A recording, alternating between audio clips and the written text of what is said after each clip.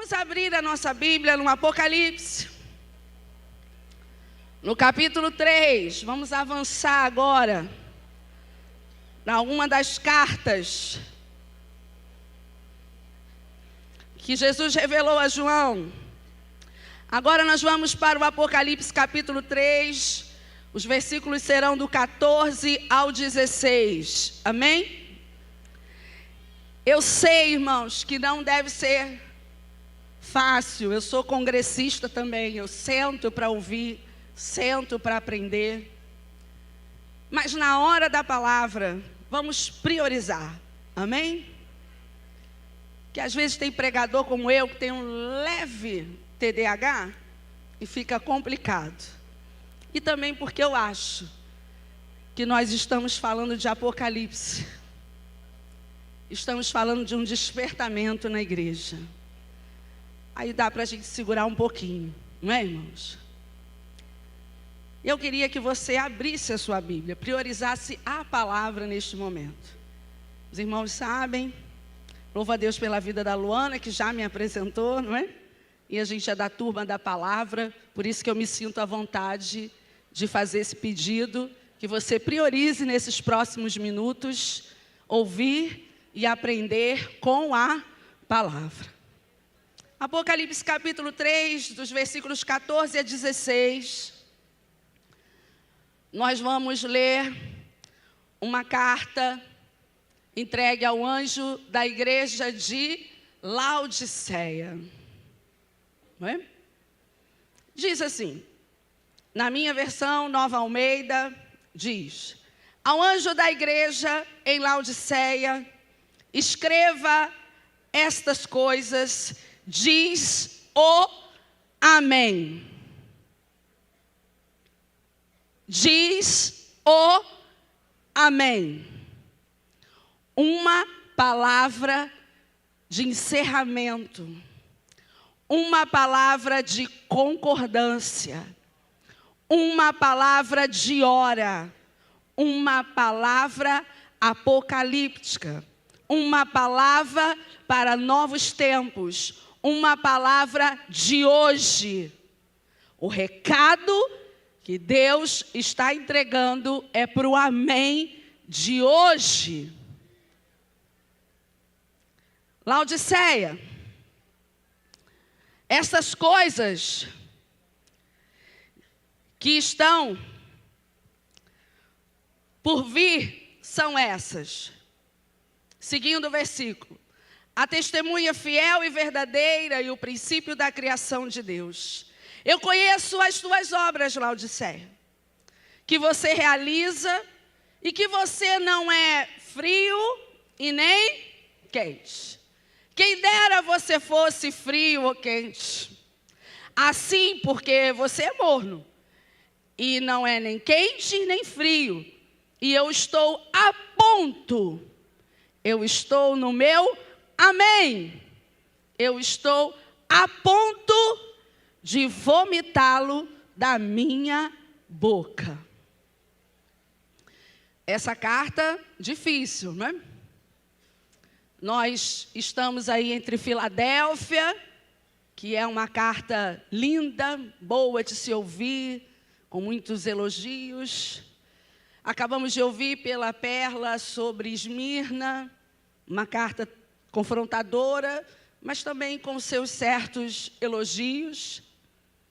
João teve um compromisso, uma responsabilidade de escrever 7 cartas. O Apocalipse é um livro de destinatário. Antes que a gente use um cronômetro ou uma lupa para tentar encaixar Apocalipse, a gente precisa entender que nós não sabemos exatamente. A teologia vai supor muitas coisas. Mas nós não sabemos exatamente em que ponto nós estamos. O fato é que é um livro de gênero apocalíptico. E aquele que falou vai cumprir. E aquele que deu a visão está dizendo: é chegado um tempo de amém. Vai chegar um dia que todos lerão essas cartas. E em quais delas você se encaixa? Qual igreja você tem vivido? E quando chegamos em Laodiceia, é interessante, porque é a turma do meio, né? Os pastores estão aqui, sabe? Laodiceia, porque lá na minha igreja tem a turma do meio, não sei aqui ou na sua, né? Ou é só eu que vejo isso? Tem a turma do meio, do muro. Não é nem, pastora Angélica, quente e nem também é frio. Fica no meio. E quem está no muro, não tende para um lado nem para o outro, mas divide, porque está no meio. Laodiceia, eu queria comparar ela nesse fim de tarde, já acho que já é noite, com as estações, para que você entenda. Porque João, ele tem uma linguagem muito metafórica, não é? O tempo todo ele usa metáforas, e às vezes a gente tem uma dificuldade de entender Apocalipse, ou tem gente que lê Apocalipse, vira crente pra caramba, passa a ser dizimista fiel, né? Porque tem medo de ir para o inferno. Porque Apocalipse tem esse assombro sobre algumas pessoas. Mas não é nada mais, nada menos que uma carta, com uma profecia, destinada a 7 igrejas em que João era bispo. E essa igreja, Laodiceia, eu queria comparar ela, para você entender essa metáfora, a estações da nossa vida. Teve igrejas que Deus permitiu João escrever mensagens de primavera, como Filadélfia. Teve igrejas que eram de outono, igrejas de inverno, que tem momentos que estamos vivendo inverno. E se formos como a formiga, como a Bíblia diz, nós teremos para nos aquecer no inverno. A questão que Laodiceia aqui, ela vive uma 5ª estiagem, Michele. E você vai dizer assim, não existe essa estação. Existe. Existe, se você chegar para os meteorologistas hoje e perguntar quantas estações existem, eles vão dizer 5. Não é, pastor Gisele? 5. Por quê? Não existe só primavera, outono, verão e inverno. Existe a estação da estiagem. Era Laodiceia. Ela parou nessa estação. A estação da estiagem é dada como a 5ª estação. O noticiário, às vezes, fala assim, estamos entrando num período de estiagem.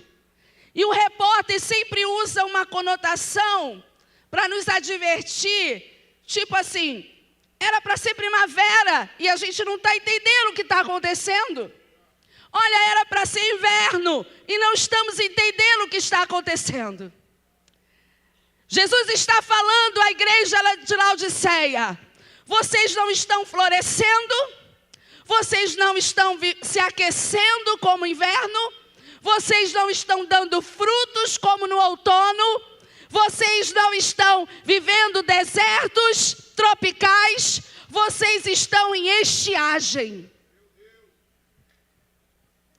E quando os noticiários falam dessa estação, eles estão dizendo que é uma estação que vai tudo bem, sabia? Porque é a estação que você estaciona, porque por algum motivo você acha que está tudo bem. Está tudo bem, eu vou lá hoje na conferência, mas eu vou mais por você, minha amiga, porque comigo está tudo bem. Eu ouço os pastores falando na minha igreja, não acontece isso, porque comigo está tudo bem. Laodiceia caiu nessa cegueira do está tudo bem. Ela começou a se distanciar das curas, das libertações, das lágrimas. Ela começou devagar, entrando o desânimo, a falta de alegria, aquele entusiasmo, aquele fervor foi estacionando. E a estação da estiagem, ela funciona assim: ora muita água e ora muita seca. Sabe aquelas chuvas de verão que você vê, choveu muito, mas no outro dia a terra está toda seca. A estiagem, ela nos confunde porque ela traz um tempo sereno e seco ao mesmo tempo. Ela traz o abaixamento das águas. Eu quero que você entenda isso porque eu vou chegar no final. E eu não tenho muito tempo. Eu só quero que você entenda que se você está nessa estiagem, o Senhor hoje quer que você escolha um lado. Aleluia, aleluia. A água diminui, os canais começam a ficar nos níveis mais baixos de água, a terra mais seca, você não tem totalmente falta de água, mas você percebe que a terra ainda já está seca. E é durante essa estiagem, presta atenção, que a maioria das divisões começam a acontecer. Quando você estaciona sem perceber, como a Perla chegou a julgar aqui, nós começamos a viver contendas. A estiagem nos leva a questionamentos, porque você começa a desenvolver o seu senso crítico. Você se acha no direito de, já que está tudo bem, julgar a igreja, julgar o pastor, julgar a empresa. Você come desta empresa, esta empresa te dá um salário, você entrou lá sabendo quanto você iria receber. Eu não estou indo contra direitos trabalhistas, mas eu só estou te lembrando que é dali a sua provisão. Mas quando você entra na estiagem, você pega o contra-cheque, junta com mais 3 no corredor e começa a discutir 35 centavos. Que veio a mais ou que veio a menos. Mas você esquece que um dia você estava na fila, na estação do inverno, pedindo emprego naquela empresa. Consegue entender? A estiagem, ela vai cegando a gente. Porque a gente nem está pobre totalmente, mas também não está rico.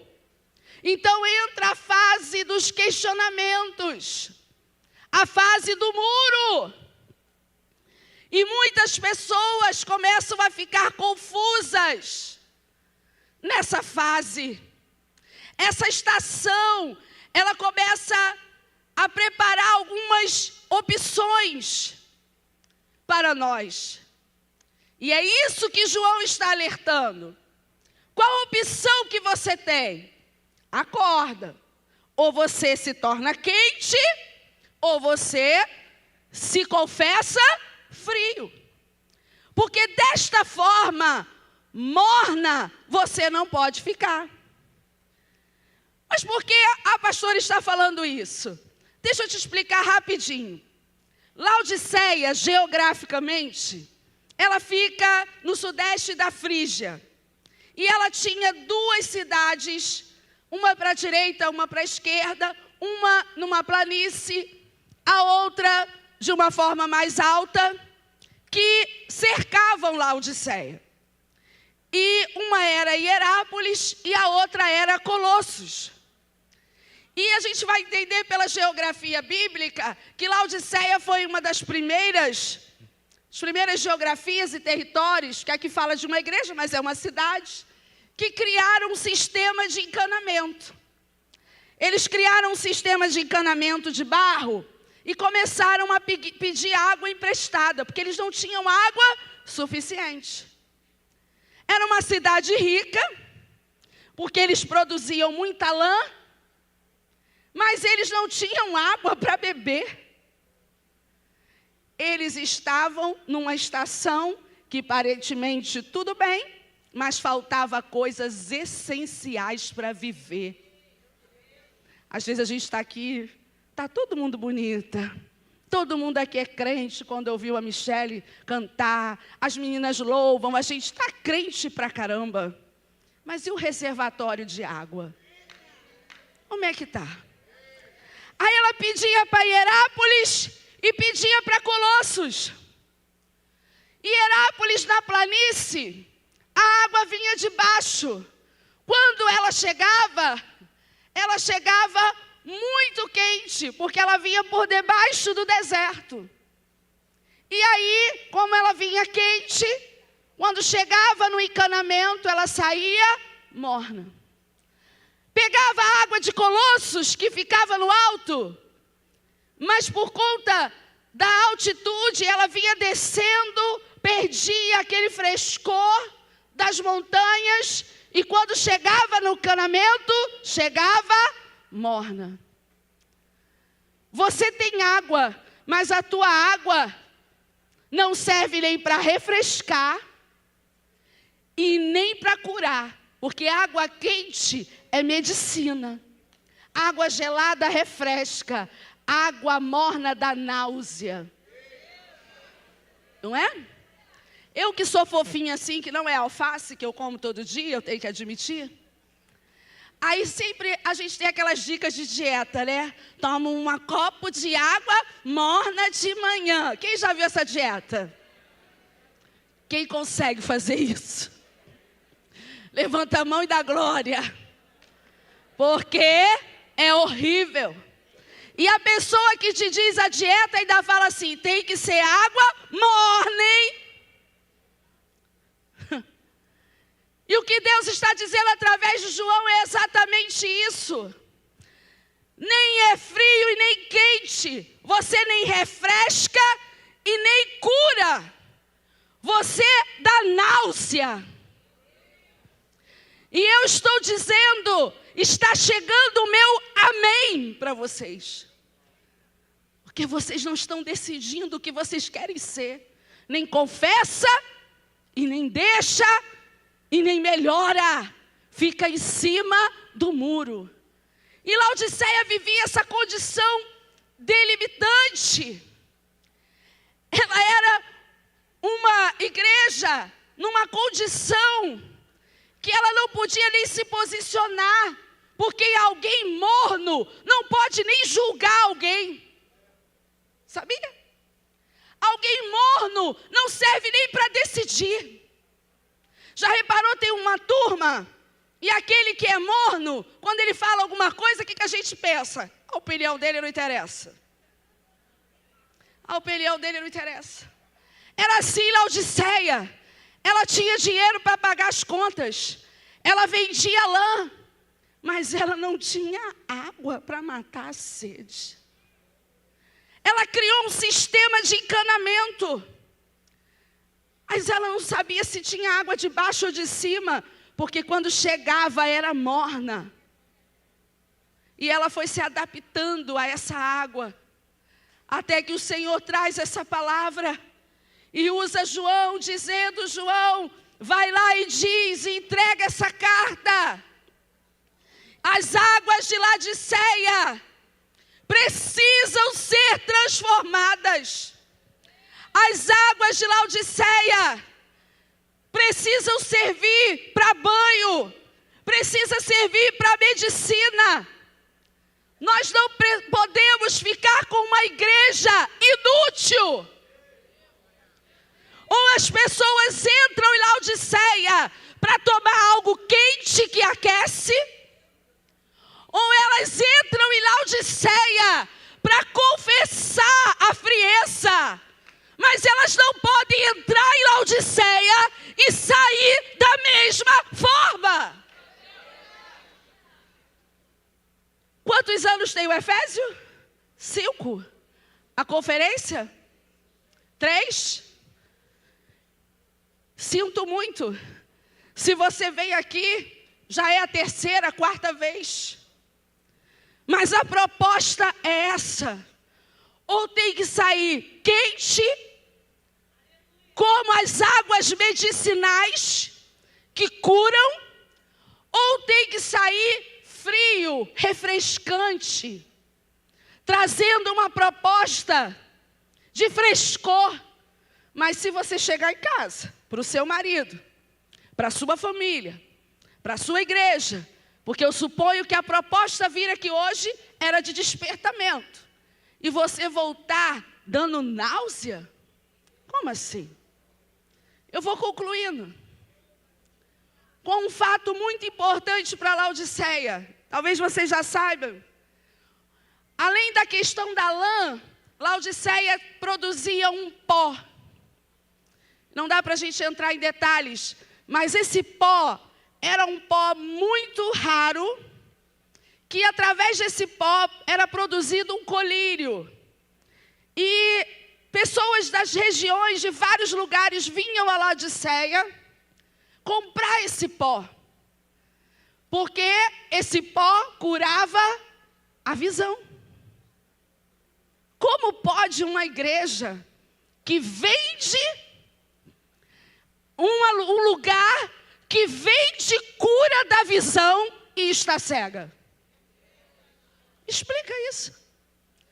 Como pode uma igreja que está dizendo, olha, teve um Jesus de Nazaré que matou a sede, porque nós estamos no ano 70 depois de Cristo. Como é que pode uma igreja que está sendo discipulada por João, o discípulo amado de Jesus, que certamente contou para elas várias vezes que Jesus tem uma água que uma vez ele mesmo descreve no seu evangelho, diferente dos outros, que Jesus tem uma água que deu para a samaritana que veio de longe, e ela bebeu essa água e nunca mais teve sede. Como pode agora ele ser pastor de uma igreja, discipulador de uma igreja, que as pessoas procuram água e tem náusea? Você compra água, compra de cantor famoso, compra de pregador que promete 10 frases de impacto na pregação, compra de cantor influencer, porque o que importa é que vai trazer muita gente para o culto. Você compra água de Colossos, lá do alto, mas ela está chegando no seu altar morna. Morna. Ela não produz mais efeito. Você compra água de Herápolis, lá de baixo. Você já está nesse nível, você já está apelando. Pastora, eu já não sei mais o que eu faço. Congresso, conferência, já botei até para o ar livre. Confesso. Já botei uma queia da época do ar livre. Uma caixa e um microfone. Já estou voltando para essa área. Mas quando chega até você, está morna. A caixa engasga. O microfone não vai, as pessoas estão fechando a janela. O anjo do Senhor está dizendo a Laodiceia: que água você tem para oferecer? Que água você tem para oferecer? As pessoas estão vindo de vários lugares comprar um colírio para ser curado na visão. E você mesmo é cega. Você mesmo está cega. Eu dizia à minha filha hoje, quando nós ouvimos sobre chamado, eu honro e respeito o chamado. Agora eu vejo aqui o pastor Marcos Gregório. Honro e respeito a unção que há sobre ele. Falei com a sua esposa que eu vim aqui procurar marido. E eu casei, tá? Eu casei. Aleluia! E meu marido era fã do pastor Marcos Gregório. Pode ouvir ninguém na rádio, tinha que ouvir o pastor primeiro. Aí casei. Como pode você não ter remédio para você mesmo? E eu dizia para minhas filhas, chamado. Às vezes a gente acha assim, fulano vai ser ungido ao apostolado, porque é o chamado dele. As traduções bíblicas vão dizer, os próprios evangelhos, alguns vão dizer, como Marcos vai dizer. E Jesus e seus 12 apóstolos. Mas em próprio evangelho de Marcos, a gente vê 3 vezes essa frase. Só que 46 vezes a gente vê a expressão servo. Servir, serviram. Então eu entendo, pastor Zezé, que chamado não é apostolado, é discipulado. Chamado é serviço. Quando o texto em Atos diz assim: eu vou derramar sobre vocês poder, vai haver o Pentecoste. E a gente diz: uau, eu quero esse fogo. Só que tem uma vírgula no texto que diz assim: para serem minhas testemunhas. O que seria isso? Receber poder na igreja e sair igual uma tocha? Um cotonete de fogo, sei lá o quê? É poder de discipulado. É poder de ser testemunha. É poder de sair daqui diferente. É poder de ter água para oferecer. Para de comprar água. Para de comprar água do vizinho. Para de ganhar dinheiro vendendo colírio, vendendo o que você tem de melhor. Começa a servir o que você tem. Fique de pé nessa noite em nome de Jesus. Antes de vender, você deve servir. Hoje o país inteiro acordou com uma notícia da perca de um grande comunicador. Eu me emociono, porque de fato foi um grande homem. Você lembra como esse homem começou? Todo mundo conhece a história dele. Camelô. Não é? E você sabe a estratégia. Quem já foi camelô aqui? Eu já fui sacoleira. Sei o que é. Né? O camelô não importa, né, pastor? Às vezes ele oferece para a pessoa até quase de graça. Experimenta aí. Não é assim? Primeiro ele serve, para depois ele ganhar do que ele serviu. Você quer vender colírio se você está cega? Você quer pregar que você não conhece? Foi dito aqui pela pastora. Você quer dizer de alguém, falar de alguém que você não se relaciona com ele? Como assim? Você compra água porque você está morna. Você vende o que você tem porque você quer no seu bolso. E o Senhor, a primeira frase, eu vou repetir novamente. E Ele disse para Laodiceia nessa carta: estou pronto a dizer amém para vocês. Ah, queridos. Há muito tempo havia uma frase aí muito impactante que dizia: cair na mão de qualquer um você sai. Quem lembra disso? Difícil é cair na mão de Deus. É por aí. Se Deus disser amém para você, hoje, em que estado você está? Quente, frio ou morno? Água quente é chá, é medicinal. Não é? Água fria é refrescante. Água morna dá náusea, dá ânsia de vômito. Ah, desculpa, eu saí de tão longe, estava tão bom, né?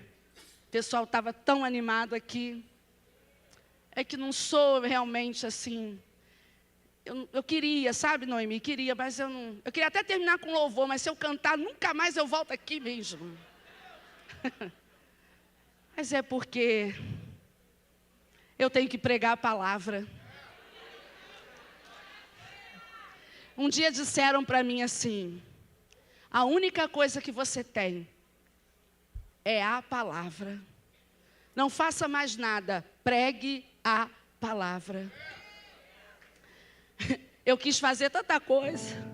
Depois dos 40 anos, Deus me colocou na maior instituição, a única que nos leva ao doutorado dentro da teologia, que é a PUC Rio. Eu sou a primeira mulher, para a glória de Deus, na área da teologia pentecostal. Que esse ano, impossível acontecer isso, eu fui chamada por uma das secretárias do Vaticano. E eu dou aula para uma turma de padres. Sabe qual é a minha matéria, pastor? Oração e catequismo. Eu falo para eles assim: posso falar um pouquinho? Aí a minha orientadora, que é essa secretária de Roma, ela disse assim, pode, explica para eles lá como é aquele negócio de círculo de oração. Eu não estou contando aqui porque a glória é do Senhor, irmãos. Porque quando eu cheguei lá, eu sei que eu represento cada uma das mulheres aqui. Mas eu não podia ficar na estação da estiagem. Eu tinha 40 anos e achei, acabou. O Senhor falou que é isso. Estou tirando um tampão. Estou tirando um tampão. Eu não quero você morna. Eu quero você tendo água. Nós vamos orar nessa tarde. Sharai cantaralaba, chore cantarabalas. O meu tempo estourou. Você vai ter que orar daí mesmo. A não ser que você tenha muito sede de altar. Aí você vem correndo aqui para o altar. Quem tem sede de altar, quem está sentindo que precisa sair dessa estiagem, corre para o altar. Não estou nem aí que tem 2.000 pessoas aqui. Corre para o altar. E diga, Senhor, eu não sinto mais que as minhas águas, elas não são mais medicinais. E elas não refrescam. Admita isso. Diga, Senhor, não diga amém para mim agora. Eu ainda tenho muito para servir. Senhor, não deixa eu vender aquilo que eu mesma não pratico. Eu não posso vender remédio para os olhos.